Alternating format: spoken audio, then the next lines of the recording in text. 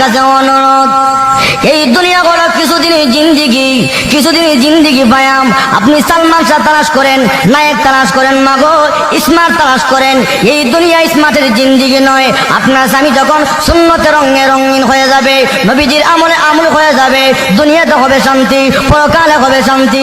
কিয়ামতের মাঠে আল্লাহ রাসূল আপনার স্বামীকে চিনবে।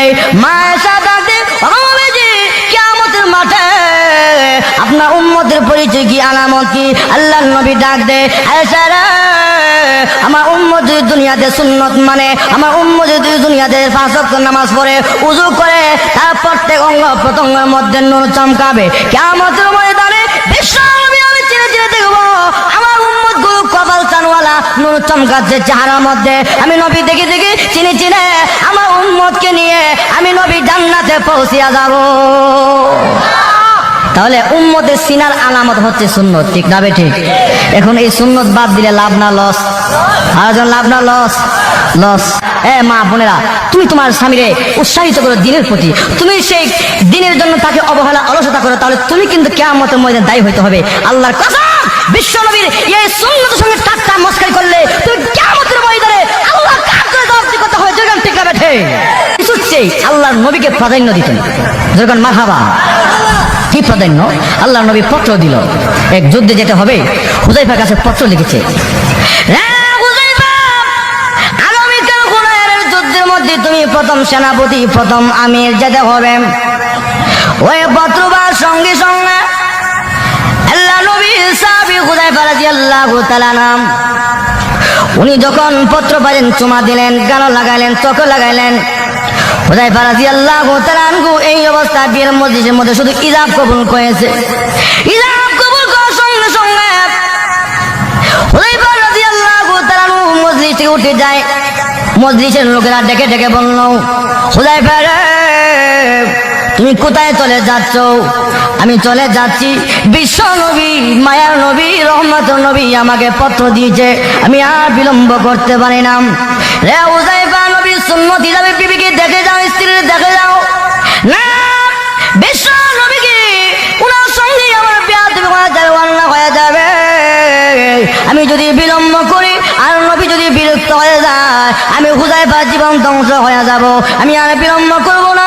আবার কুরার মধ্যে সারা হইয়া অস্ত্রে সজ্জে সজ্জিত হয়ে আবার জিহাদের ময়দানে রওয়ানাম। এবার ওখানে যাওয়ার সঙ্গে সঙ্গে নতুন বিবি পত্র দিয়েছে, স্বামীরা নতুন ইজাব কবুল হয়েছে, ও স্বামী আপনার সঙ্গে একটু দেখা সাক্ষাৎ করার মধ্যে মনের মধ্যে আসা, আপনি আমার সঙ্গে একটু সাক্ষাৎ করুন। অপর পৃষ্ঠায় লিখে দিল, বিবি আমি আর সময় দিতে পারবো না গো বিবি, জান্নাতে হুর গেলমাল আমার জন্য অপেক্ষা করতেছে, আমি আর আসতে পারবো না, আমাকে ক্ষমা করে দিও।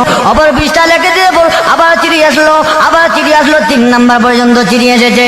অপর পৃষ্ঠায় আবার লিখে দিল, বিবি তুমি আমাকে বিরক্ত করবে না, আল্লাহ নবী আমাকে পারমিশন দিয়েছে, এজাজত দিয়েছে, আমাকে বিরক্ত করবে না। আল্লাহ নবী পত্র থেকে বলল, হুযায়ফা রে, কে তোমার বারবার পত্রের মাধ্যমে বিরক্ত করতেছে? হুজুর, গতকাল কিছুদিন আগে যে আপনি আমাকে পত্র দিয়েছিলেন, আমার নবীজি, আমি হুযায়ফার ইজাব কবুল হয়েছিল গো নবীজি, যার কারণে আমি হুযায়ফা ইজাব কবুল করার সঙ্গে সঙ্গে আমি যুদ্ধের ময়দানে চলে আসলাম। ইয়া রাসূলুল্লাহ, ইয়া হাবিবাল্লাহ, ওগো নবীজি, এই জন্য পত্র পাওয়ার সঙ্গে সঙ্গে আর বিলম্ব করে নাই, দেরি করে নাই। আল্লাহর নবী ডাক দি, হুযায়ফা রে, আমি নবী পারমিশন দিলাম, অনুমতি দিলাম, যাই এই মুহূর্তে তোমার বিবির সঙ্গে তুমি সাক্ষাৎ করে আসো। এবার যুদ্ধের গুড়া নিয়ে শ্বশুর বাড়ির সামনে ডেকে ডেকে বলল, বিবি রে, কি বলার বল। এবার বাড়ি কিনা দাঁড়িয়ে দাঁড়িয়ে বললো, স্বামী আমরা জানি মুজাহিদরা যুদ্ধে যাওয়ার আগ মুহূর্তে দোয়া করলে দোয়া কবুল হয়, আমি শুধু দোয়া করব, আপনি শুধু আমিন বলবেন। উনি বলল, প্রয়োজন হলে আমি আমিন বলবো। এবার স্ত্রী দোয়া করলো, প্রভু গো, নতুন বিয়ে হয়েছে, দেখা সাক্ষাৎ হয় নাই, আল্লাহ যুদ্ধের ময়দান থেকে আমার স্বামী ফেরত এনেও। এই দোয়া করার সঙ্গে সঙ্গে হাত ছেড়ে দিয়ে এই অবস্থা, গাঙ্গা বিবিরা দিনের পথে বাধা দিস না, আমার বিরক্ত বোধ করিস না, আর বিলম্ব করিস না, আমাকে যেতে দে। এই বিবি, কিয়ামতের মাঠে তোমার সঙ্গে আমার সাক্ষাৎ হবে। এই কথা বলে যুদ্ধের মধ্যে আল্লাহ নবী সাহাবী হুযায়ফা রাদিয়াল্লাহু তাআলা আনহু চলে গেল। উনি চলে যাওয়ার পর যুদ্ধ করতে করতে আল্লাহ রাস্তায় নবী হইয়া যাও। কি পরিমাণ মহাব্বত ছিল আল্লাহ এবং আল্লাহ রাসূলের প্রতি, দিনের প্রতি, যেরকম ঠিক না বেঠে। এই জন্য ভাইরা আমার, ওই সাহাবা কেরাম আল্লাহ এবং আল্লাহ রাসূলকে মহাব্বত করার কারণে দাম কমছে না বাড়ছে? বাড়ছে। যাক বলতেছিলাম, এই জন্য সুর গুহায় আবু বকর সিদ্দিক রাদিয়াল্লাহু তাআলা নবীজিরে নিজের জীবনের চেয়ে বেশি মহাব্বত করছে, নবীর আমলে হয়েছে, ঠিক না বেঠে? এই আমলে হওয়ার কারণে এখন সেই গোত্রের ভেতরে 3 দিন 3 রাত অবস্থান করার পর আল্লাহ নবী এখান থেকে রওনা হবে মদিনার দিকে। এই অবস্থা একজন বেঈমান কাফির সুরাকা আল্লাহ নবীকে ফলো করে নবীজির পেছনে পেছনে আসতে আক্রমণ করবে। আল্লাহ নবী ডাক দি, প্রভু গো, জালিমের জুলুম থেকে ইবাদত করো।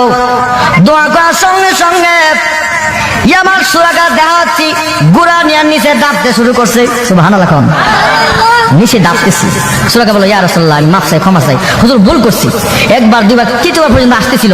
শেষ পর্যন্ত কেউ বলে মুসলমান হয়েছে, কেউ বলে মুসলমান হন নাই, তবে নবীজিকে আর আক্রমণ করে নাই, চলে যায়। এই অবস্থা আল্লাহ নবী মদিনার দিকে যাচ্ছে।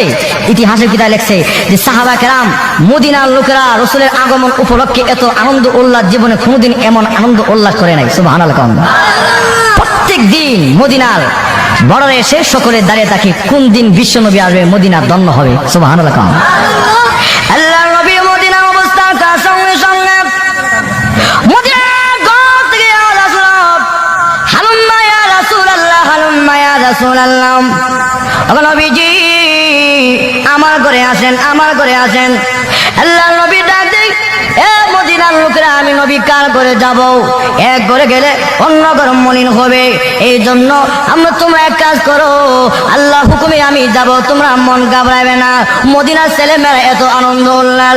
আল্লাহ নবীর মনে আঘাত ছিল, কি আঘাত? বিশ্ব নবীর জন্মস্থান ছেড়ে দিয়া, খানা কাবা ছেড়ে দিয়া আল্লাহ নবী মদিনা আসলো। মদিনার ছেলে মেয়েরা নবীজিকে দেখে এত আনন্দ উল্লাস, আল্লাহ নবী চোখের পানি ফেলে দিয়ে কান্দে। মদিনার ছেলেরা রে, মদিনার মেয়েরা, তোরা আমার জন্য আজকে পাগল। আমি নবী যখন মক্কা করে করে কালেমার দাওয়াত দিতাম, আমি নবীর পাথর দা ঢিল মারতো, আমি নবীর আঘাত করতো। এ মদিনার ছেলেরা, না মক্কা বেঈমান কাফেরদের মতো নবীর সঙ্গে গাদ্দারি করে প্রতারণা করবে। সকলেই ডাক দিয়ে, ইয়া রাসূলুল্লাহ, না গো নবীজি, আমরা মক্কার ছেলে নয়, মদিনার ছেলে। আমরা ওয়াদা দিলাম গো, জীবনে কোনোদিন আপনি নবীর সঙ্গে আমরা কোনোদিন বেয়াদবি করব না।